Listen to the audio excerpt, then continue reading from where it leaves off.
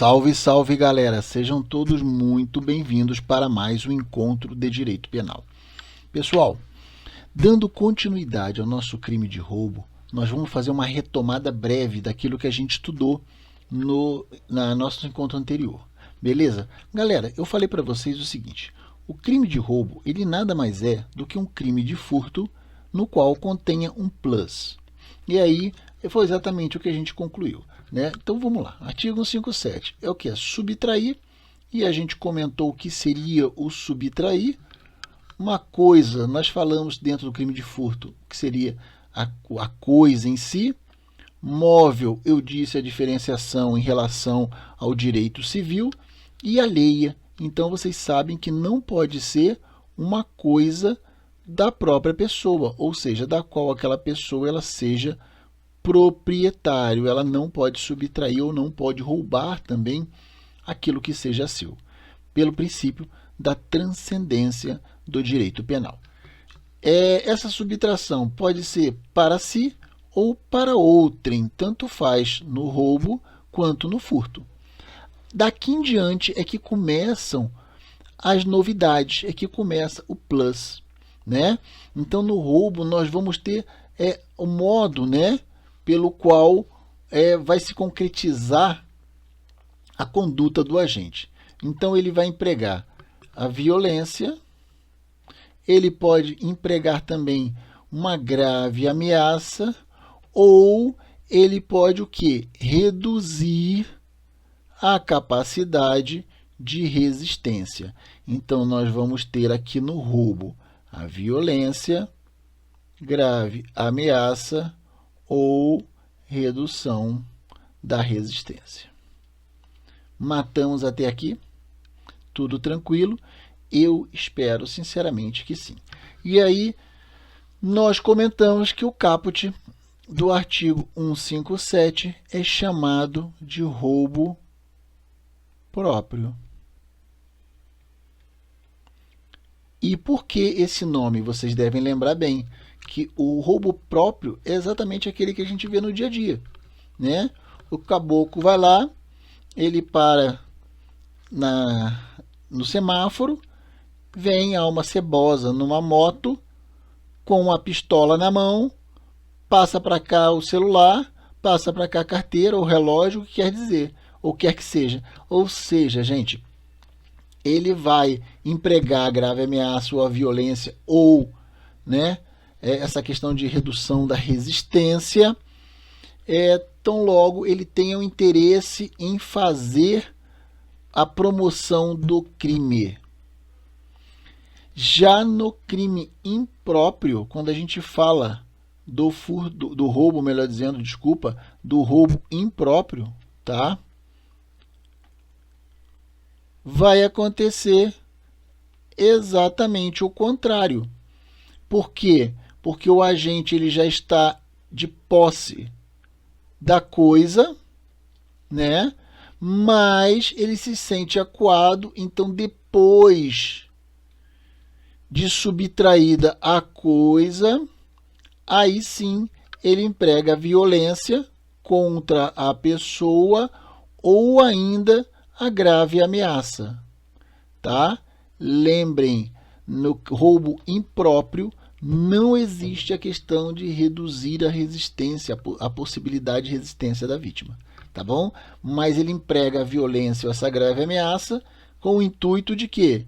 De assegurar duas coisas, ou a impunidade do crime, ou ainda a própria detenção da coisa, para ele ou para um terceiro.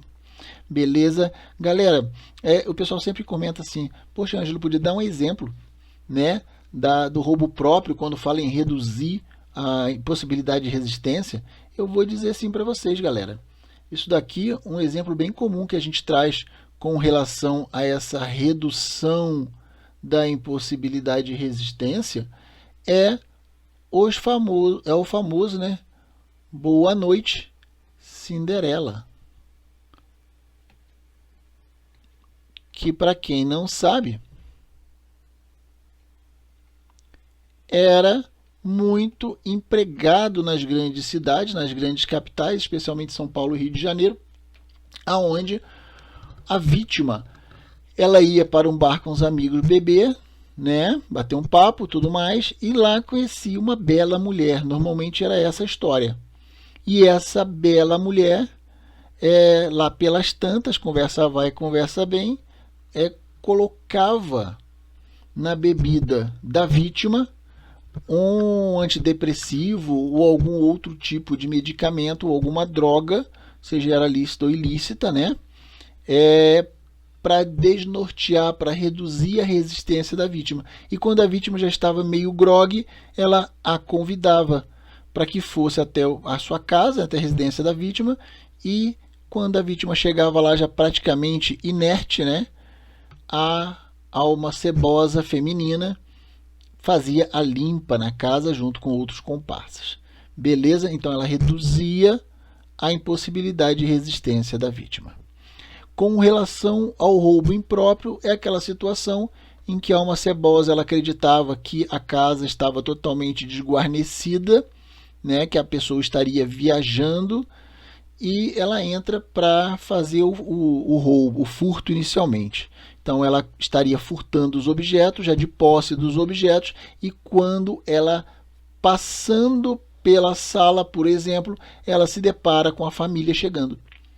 Então a família chegando, dá o flagrante ali para o meliante, para a alma cebosa, e essa alma cebosa na hora saca a pistola e ameaça todo mundo. Para quê? Para que seja mantida a detenção da coisa, ou ainda para assegurar a impunidade daquele crime. Então essa é a historinha que a gente conta em relação ao artigo 157 e o seu parágrafo 1º.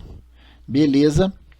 Então vamos nessa. Eu vou apagar a lousa, como sempre eu faço, para que não fique essa bagunça aí, mesmo porque a letra nunca ajudou. Mas vamos nessa então, agora que você já sabe de cor e salteado todos os princípios que regem o roubo. Tá bom? Galera, vamos para mais uma outra possibilidade então, que diz respeito às majorantes da nossa pena para o crime de roubo. Antes disso, galera, eu tenho que fazer um confrontamento, tá? A gente confrontando os artigos 155, que fala do furto e que a gente já estudou bastante, que vocês já estão doutores, né? E esse nosso 157, a gente observa que o crime de roubo ele vai ter uma conformação típica bem diferente do crime de furto lá do 155. Vejam, no artigo 155 do Código Penal, a gente vai ter em primeiro lugar aquela forma simples, né, do furto simples, que é o caput. Logo na sequência, nós vamos ter a causa de aumento relativo ao furto noturno.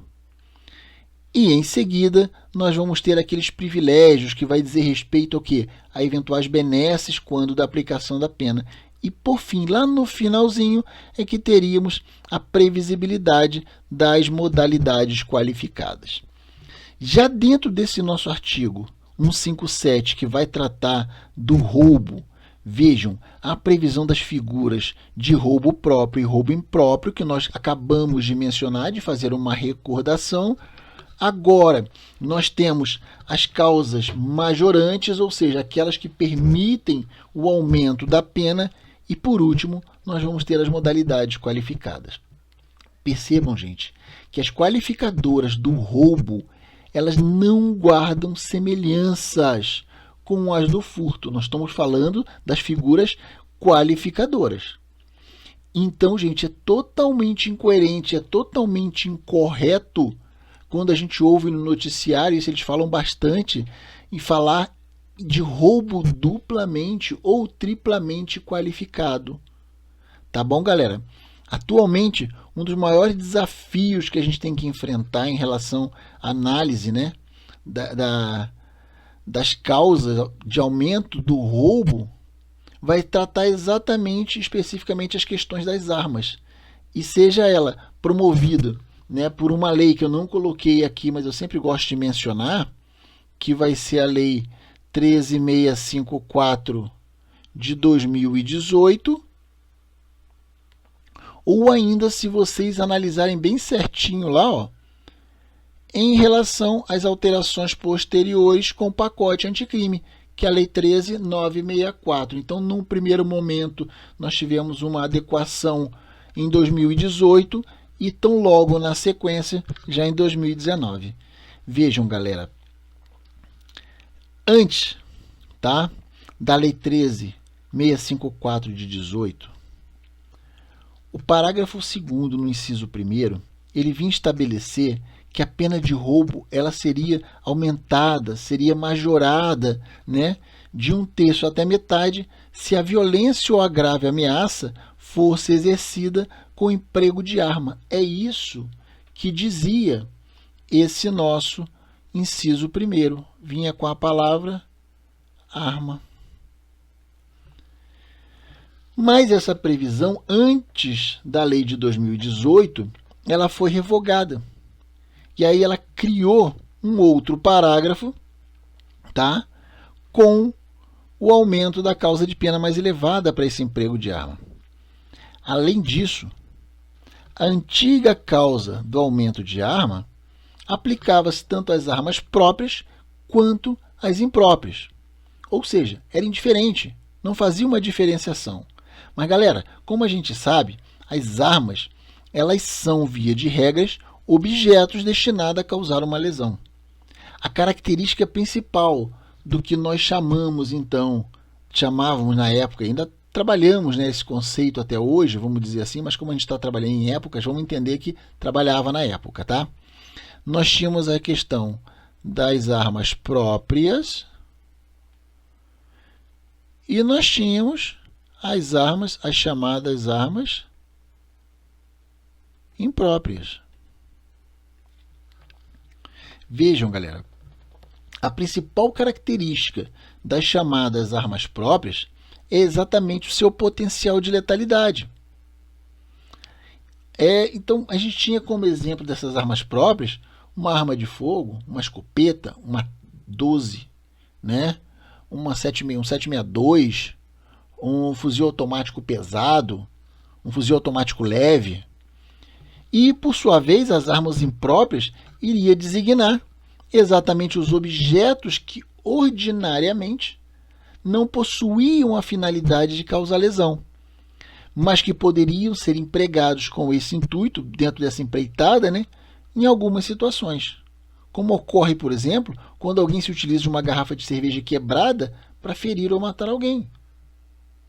Galera, com a celebração legislativa, tá, do ano de 2018, foi incluído no artigo 157 um parágrafo que restringia a natureza da arma empregada a título de violência ou de grave ameaça, que era o parágrafo 2º-A, inciso 1. Veja, gente, é importante eu contar essa historinha para vocês, a gente conversar sobre isso. Por quê? Porque exatamente depois de toda essa história que eu vou contar até o final, passo a passo, é que vocês vão poder entender o motivo da inclusão, né, do pacote anticrime de mais alguns tópicos, alguns itens dentro do nosso crime de roubo. Beleza? Galera, a partir daquele momento, então, da lei, né, somente a arma de fogo servia, então, para majorar o crime de roubo. De maneira que o emprego de qualquer arma branca, ou mesmo uma chamada arma imprópria, passava, então, a ser enquadrado como roubo simples. Então, gente, dessa forma, com esse pensamento da lei de 2018, o agente que desfere uma facada em alguém para garantir a subtração da coisa alheia, ele responde pelo crime na modalidade simples, desde que não haja, então, o ânimo de matar e que não haja a morte ou a lesão corporal como resultado. Galera, há toda evidência para que um determinado grupo de fatos, essas modificações introduzidas com a 13.654 de 2018, representavam a chamada novatio legis in melius e ensejava a retroatividade da lei penal, portanto, uma vez que era considerado mais benéfica, tá? E aí colocou bastante vagabundo fora da cadeia, tirou muita gente da tranca, né? Todos os advogados fizeram a festa naquela época. E esse entendimento foi aplicado inclusive em processos que já estavam na fase de execução penal. Além de estar cumprindo pena, aquele pessoal que estaria respondendo naquele momento também estaria englobado, os processos que ainda tivessem que ser julgados, ou seja, foi um festeirê geral. Tá? E o dispositivo revogado à época, ele vigorou então até o dia 23 de abril de 2018. A ideia adotada então pela norma é que o emprego da arma ele incrementa a violência ou a grave ameaça. E, portanto, gente, teria uma maior potencialidade para reduzir a capacidade de resistência da vítima. É isso que eu quero chegar para vocês. E na redação anterior, né, essa majorante em questão, que é a majorante das armas, tá? Ela abrangia, como eu falei para vocês, tanto as armas próprias quanto as armas impróprias, sendo permitido ao juízo que ele considerasse a intensidade da violência empregada pelo meio da arma de fogo para a fixação de um regime inicial de um cumprimento de pena mais severo, ou seja, o que valeria para essa circunstância da arma que hoje ele está revogado seria o potencial lesivo. O potencial lesivo é que seria analisado pelo juízo para exatamente ele adequar ao regime da pena. Mas aí, galera, dentre outras questões levantadas na época, costumava perguntar o seguinte: tá, gente, para fins de majoração da pena, então, seria necessário que o agente sacasse ou disparasse a arma ou bastava estar portando aquela arma? Na época, gente, a doutrina divergia, mas a doutrina majoritária e os tribunais superiores da época defendiam que o emprego da arma ele podia ocorrer mediante o porte ostensivo ou a ameaça implícita pela sua utilização. E é exatamente o que ocorre, né, quando o agente ele levanta a barra da camisa, se você vê muito no filme, e mostra a arma na cintura para intimidar a vítima, de forma que ela não esboce qualquer tipo de reação. Tá? Mas depois nós vamos tratar sobre os detalhes sórdidos da utilização de arma. Vamos voltar, vamos retomar essa questão no próximo bloco, com certeza, que a gente vai falar das qualificadoras. Tá? Mas um outro tema importante relacionado a esse emprego das armas, vou manter porque a arma é a coisa que mais é exigida dentro do crime de roubo, tá? Dizia a respeito também a questão do concurso de pessoas, porque não era raro os agentes assumirem funções distintas quando da execução criminosa.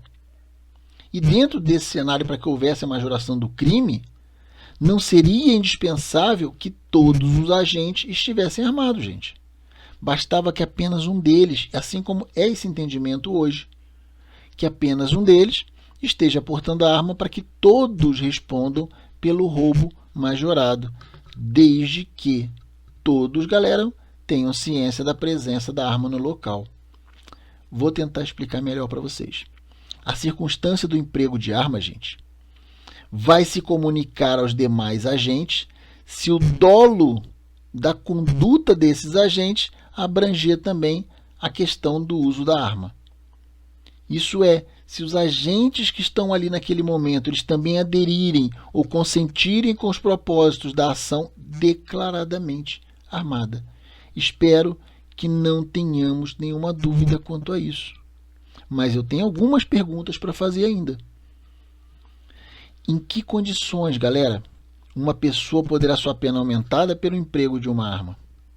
E aí eu digo para vocês o seguinte, que essa resposta ela vai estar relacionada também a uma outra pergunta. Tá?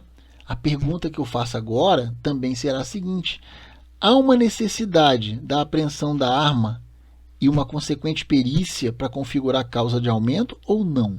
O que vocês acham?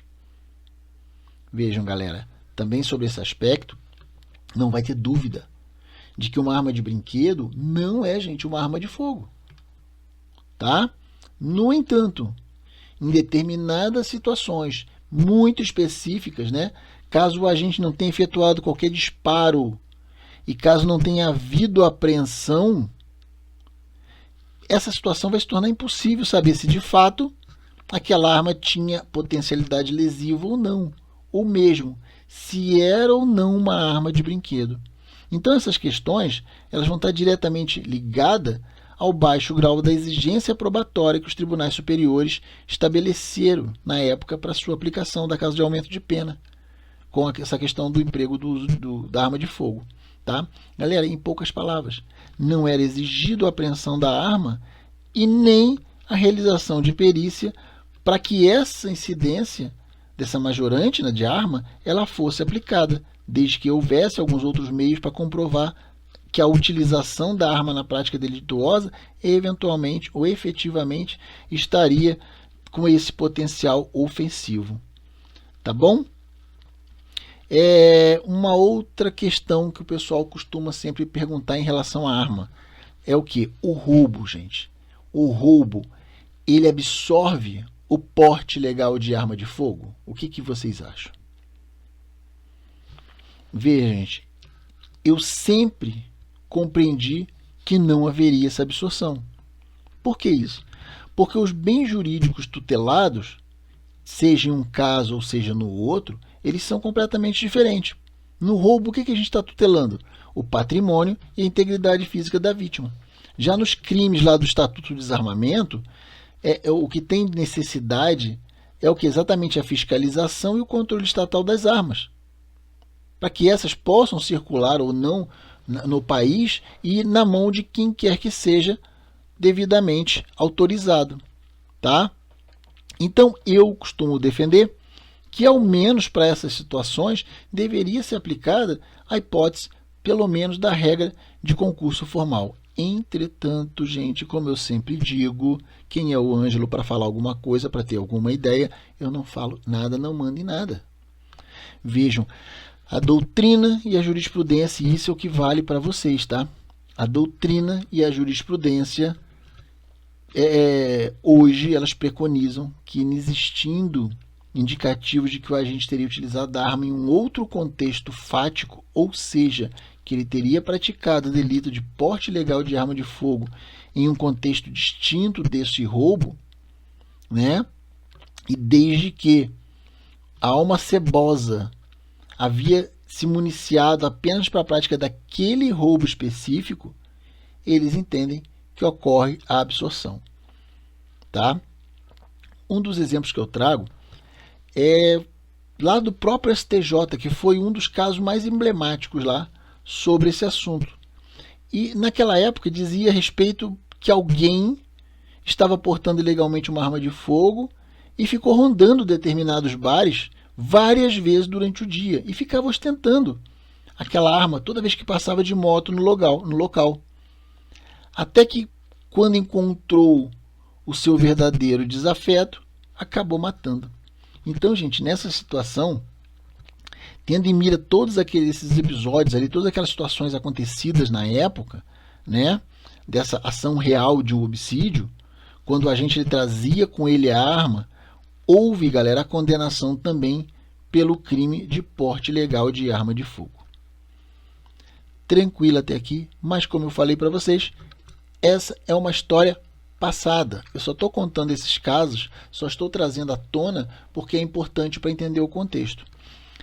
A outra majorante que nós temos aqui no nosso crime de roubo, previsto no parágrafo 2º, é exatamente a majorante do concurso de pessoas. Então, deixa eu apagar, deixa eu fazer uma limpezinha aqui na nossa tela.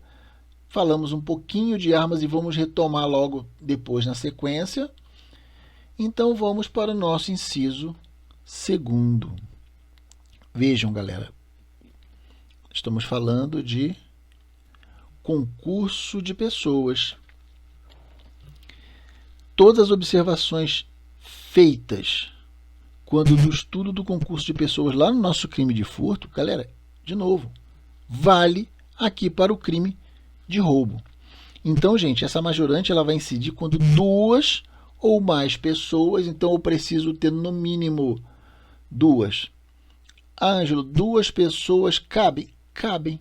Ah, mas e o mais? Né? Duas está bem aqui, ó. Ou mais. Tá? Se reunirem para a prática da ação criminosa de roubo. Então, gente, esse número mínimo de agentes, de novo, eu vou repisar com vocês. Tanto faz se é composto por menores ou por pessoas desconhecidas. Então, se, por exemplo, um maior de 18 anos ele se reúne com um adolescente de 15 ou de 16 anos, que está armado para praticar o crime de roubo, esse maior vai responder pelo crime de roubo majorado pelo concurso de pessoas e com emprego de arma de fogo. Assim como, galera, o menor, eu já falei isso com vocês, estou repetindo de novo, ele vai responder na justiça competente, não por crime, porque o menor não comete crime, mas o menor comete fato análogo a crime de roubo majorado. Por quê? Pelo concurso de pessoas e com emprego de arma de fogo. Isso aí a gente vai trabalhar depois. Esse emprego de arma de fogo, calma, porque ele vai ser majorado em relação ao concurso de pessoas. Eu quero deixar bem claro isso, tá? Porque depois a gente vai estudar as qualificadoras e ele vai ser qualificado na realidade pelo emprego de arma de fogo, tendo em vista essa modificação normativa pelo pacote anticrime. Então, vai cometer o roubo qualificado pela arma de fogo, se vocês preferirem também dessa forma, e a pena majorada em função do concurso de duas ou mais pessoas. Tá bom? Galera, para caracterizar essa causa do aumento, né, da majorante aqui do concurso de pessoas, a gente vai exigir normalmente a presença do agente, ainda que chamado solidarizante. Mas ele tem que estar no local do crime. Por que isso? A gente já viu lá atrás que o concurso de agentes ele vai incrementar as possibilidades do êxito da ação criminosa. Então, não há como a gente falar na incompatibilidade ou ainda do bis in idem entre a majorante do concurso de pessoas no roubo, tá? E eventuais crimes de concurso necessário, como, por exemplo, a associação criminosa, que está lá no 288. Vejam, gente, trata-se de quê? De crimes autônomos, que inclusive vão diferir quanto ao número mínimo de pessoas necessárias para que seja tipificado. O delito da associação criminosa, né? Ele vai exigir a reunião permanente e estável de pelo menos 3 pessoas. A causa de aumento de crime, né, aqui da majorante, ela vai reclamar a reunião de quê? De pelo menos 2 pessoas para o cometimento do roubo. Vejam, é muito importante. Ah, por que o Código Penal não colocou todo mundo tudo para 2 ou tudo para 3? Gente, não sei. Cabeça do legislador. A gente agora tem que ficar decorando, não tem outro jeito. Tá?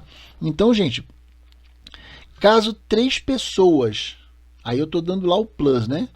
Caso haja 3 pessoas e não mais 2 ali, pode ser 2 ou mais, tá? Então, eu estou agora numa hipótese em que eu tenha 3 pessoas. Vamos supor que elas se associem. E essa associação ela tem que ser de modo que permanente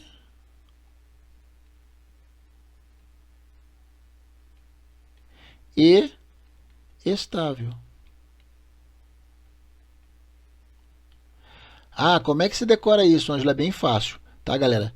Associação criminosa, Ângelo Castro. Aí você tem o quê? São processos mnemônicos que eu uso, tá? Você tem as 3 forças armadas, Marinha, Exército e Aeronáutica. E aí no Exército eu tenho a PE, que é a Polícia do Exército. Então, associação criminosa, eu preciso ter 3 no mínimo, mas eles têm que ter uma associação permanente e estável para que incorra no crime de associação criminosa. Poxa, Ângelo, que coisa mais louca. Mas é assim que eu gravei, não tem outro jeito, tá? Então, gente, voltando, vamos imaginar que as 3 pessoas elas se associam, como eu falei para vocês, de modo permanente e estável para cometer crimes.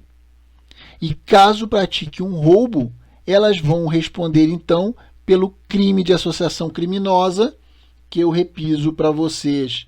Deixa eu anotar aqui para vocês não fazerem a confusão. Vai estar no artigo 288 do Código Penal. E ainda vai responder pelo crime de roubo majorado.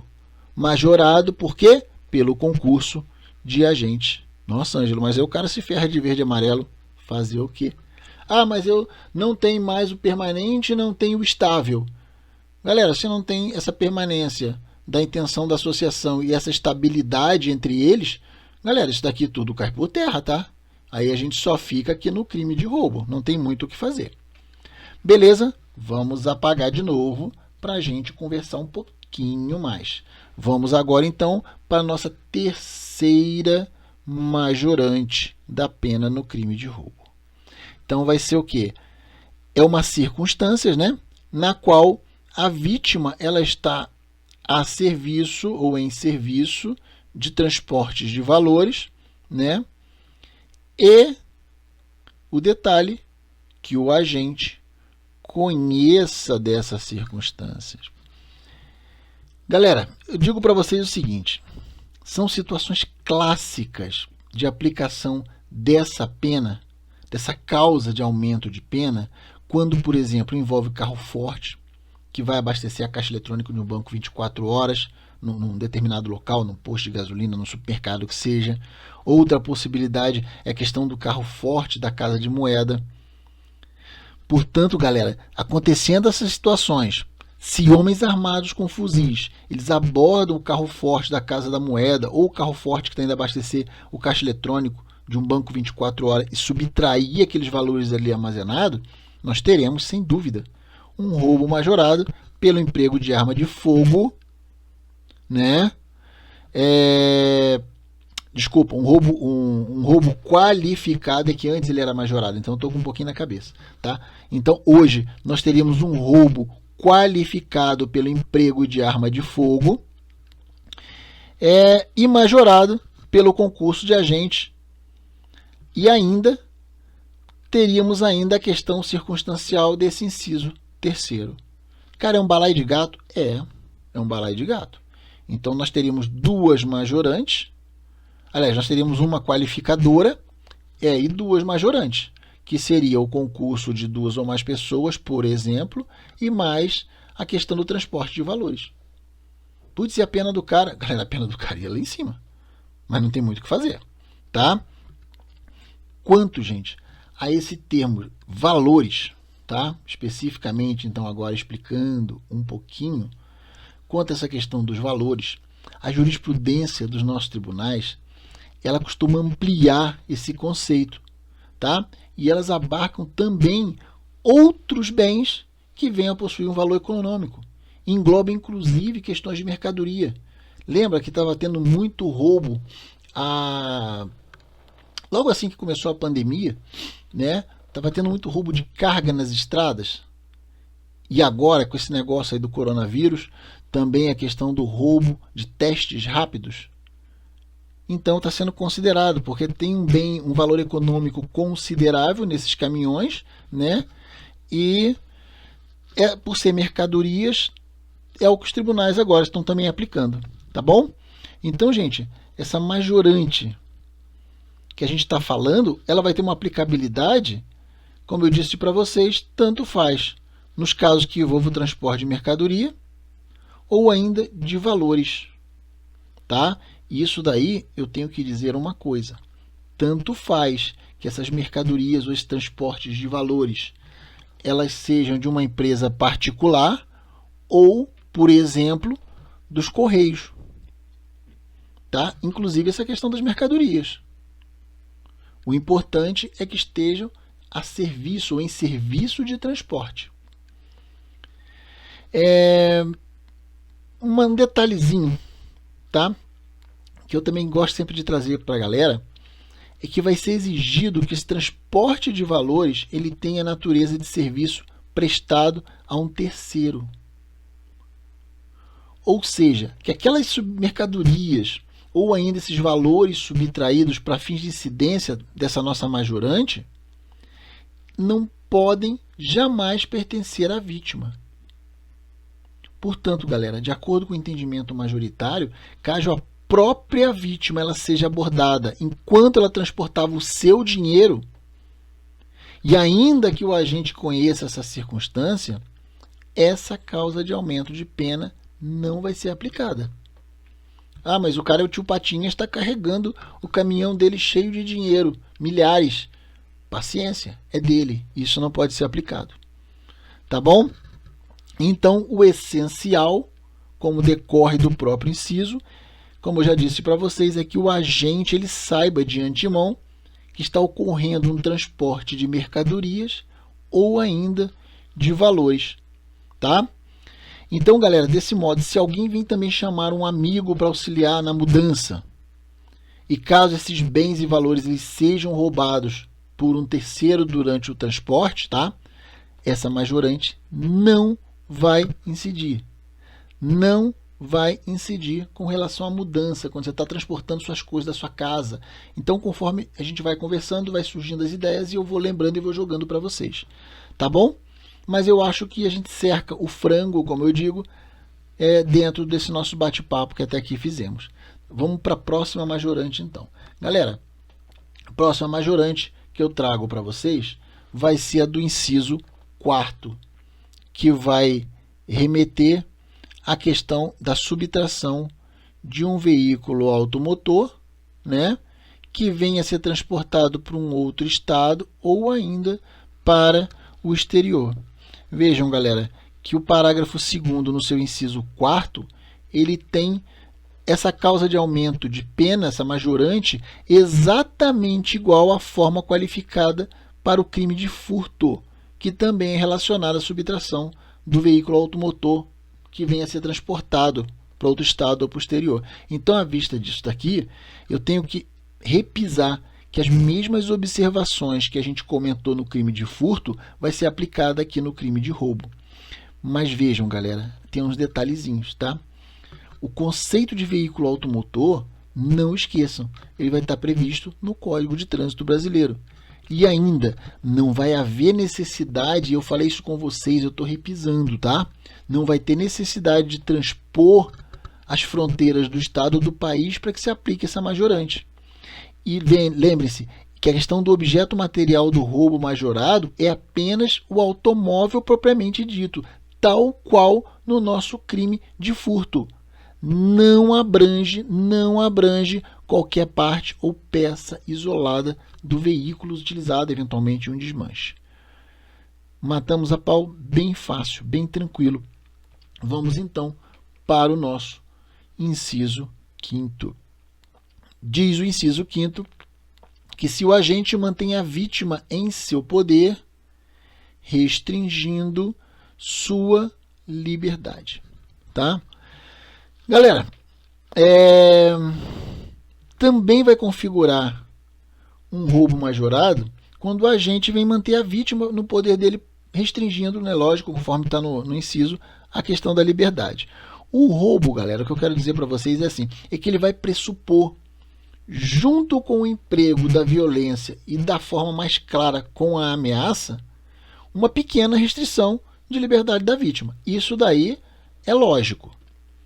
Não se pode negar que, ao se ter uma arma na mão apontada para a cabeça de alguém, impeça essa pessoa de mexer, a vítima já tem a sua liberdade tolhida, nem que seja por um curto período de tempo. Tá? Então, de fato, gente, em alguns casos, a privação da liberdade dentro do contexto delitivo, né, ele vai se fazer necessário para o cometimento do roubo. Então, eu sempre trago como exemplo, para esse nosso inciso, a questão dos roubos que acontecem eventualmente nos postos de gasolina, as chamadas rede AMPM, né? onde o bandido vai lá, ele mete o 38ão, né, começa a fazer a limpa no caixa, e aí ele vai, pega todo mundo, joga todo mundo trancado no banheiro.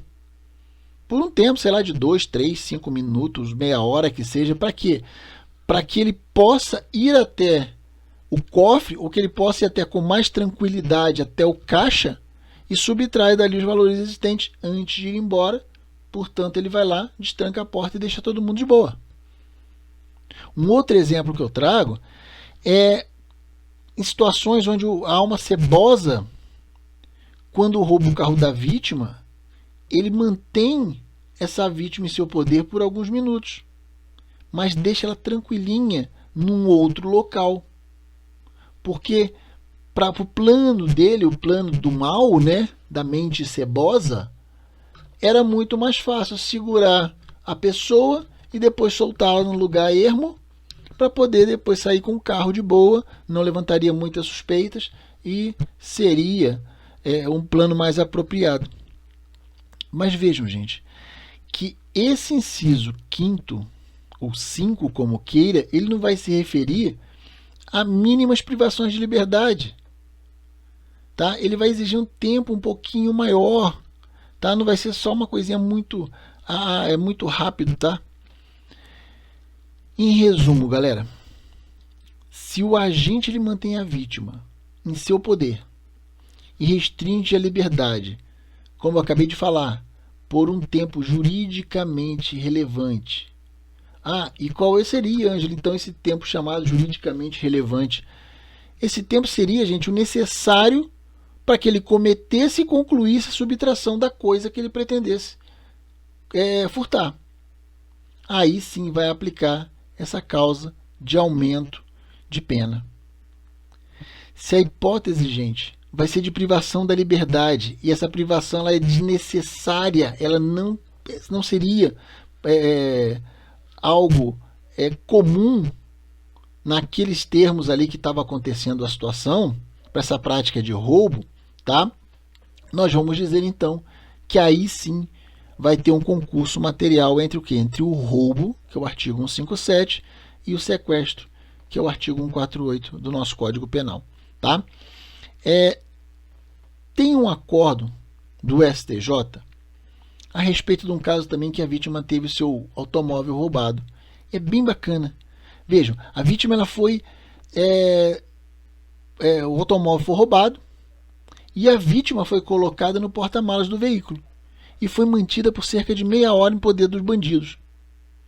Mas os bandidos deixaram aquela vítima no local muito distante de onde tinha ocorrido a subtração, local ermo mesmo. Tá? Galera, nesse julgado, o STJ ele entendeu que a privação de liberdade sofrida pela vítima ultrapassava aquela chamada privação de liberdade necessária para que fosse cometido o delito. E ele entendeu que o que existia, na verdade, dentro dessa questão era um dolo de privação de liberdade desconectado da finalidade da consumação do roubo. Então, gente, por isso daí, as almas cebosas desse contexto que eu estou contando para vocês, eles foram condenados pelo crime de roubo e sequestro em concurso material. A propósito, gente, no crime de extorsão mediante sequestro, que está lá no artigo 159, eu tenho sempre que lembrar para vocês, vai existir uma modalidade também específica, tal qual aqui, de privação de liberdade. E vai visar o quê? Vai visar garantir a obtenção de bens de valor econômico e a configuração vai demandar a presença da vítima. Essa presença da vítima, lá no crime de extorsão mediante sequestro, ela vai ser encarada, galera, como um meio necessário para a obtenção daquela vantagem. Essa é a diferenciação entre a majorante aí da restrição de liberdade para o crime de roubo, tá? E aquela modalidade que vocês vão estudar depois do crime de extorsão mediante sequestro, também de privação de liberdade. Vamos para a próxima? Zero trauma, zero estresse. Então vamos para o próximo item. O próximo item, o item 6º, o inciso 6º ou inciso 6, que vai dizer que é a majoração pela subtração de substâncias explosivas ou, como eu digo, análogas, né? Ou de acessórios, conjunto, enfim, eu chamo de majorante de substâncias explosivas ou análogas, fica mais fácil. Da mesma forma, galera, no crime de furto, tá? Havia uma situação tal qual aqui no crime de roubo. E essa majorante aqui do crime de roubo, eu também tenho que contar para vocês que ela não existia, mas ela foi inserida à época, lembra da lei? Lei 13.654 de 2018, que veio inserir, e muito bem inserido, assim eu entendo, tá? Normalmente essa majorante ela foi incluída, normalmente não, ela foi incluída sabidamente, por isso que eu falei que é muito interessante, ela foi inserida em especial pensando no número de crimes de roubos à agência bancária com a utilização de substâncias explosivas. E é muito comum ainda a gente ver no noticiário aí que a bandidagem estourou um caixa eletrônico, né, arrebentou um caixa eletrônico, isso quando eles não destroem toda a estrutura do imóvel, né? Que tem sempre uma alma cebosa que é totalmente incompetente, nem para ser alma cebosa presta o indivíduo, que ele acaba colocando mais substância explosiva do que seria o suficiente para explodir aquele caixa eletrônico. Então, a intenção da Lei 13.654 de 2018, quando inseriu esse inciso 6º, foi exatamente apenar, né, de forma mais gravosa a alma cebosa quando ela tivesse roubando um banco, ou especificamente um caixa eletrônico dentro de um mercado, que seja, ou utilizasse essa substância explosiva. Então nós temos tanto para o roubo quanto para o furto essas questões, tá? Galera, matando a pau, por último agora, dando continuidade naquele nosso bate-papo em relação às armas, nós teríamos o inciso 7º, que vai dizer que se a violência ou grave ameaça ela for exercida com o emprego de arma branca. A arma branca, a famosa faca, foice, tá? Então, gente, voltando àquele contexto que a gente comentou no começo, lá do inciso 1 que foi revogado, num primeiro momento, né, a lei, ela simplesmente dizia armas. Aí as armas, a gente tem a classificação de própria e imprópria. Própria é aquele artefato que foi produzido com o intuito efetivamente de ser utilizado como uma arma, e a imprópria, aquelas que eventualmente podem ser utilizadas como armas. Beleza? E aí incluía como imprópria naquele momento, lógico, a questão da arma branca, da faca. Ela entrava ali, mas era uma avaliação muito circunstancial em função da sua lesividade. Em 2019, no apagar das luzes, com o pacote anticrime, a Lei 13.964, fez muito bem o legislador, tá? Nesse aspecto, ele resolveu separar de vez e acabar com aquela pendenga que existia de ter que avaliar a lesividade ou não. Então, ele colocou como majorante o emprego da arma branca, tão somente o emprego de arma branca. Nós vamos ver o porquê quando formos trabalhar as nossas qualificadoras. Tranquilo? Arma branca é majorante, não qualificadora para o crime de roubo. Pessoal, já passamos dos 45 do primeiro, do segundo tempo, do terceiro tempo, então acredito que agora podemos dar um descanso e trabalhar as majorantes, né, no segundo momento do nosso bate-papo. Pessoal, por enquanto, por hoje, me despeço de vocês, agradeço o carinho, a atenção e desejo um excelente dia de estudo. Força, foco e fé. Isso é o que eu desejo para todos vocês.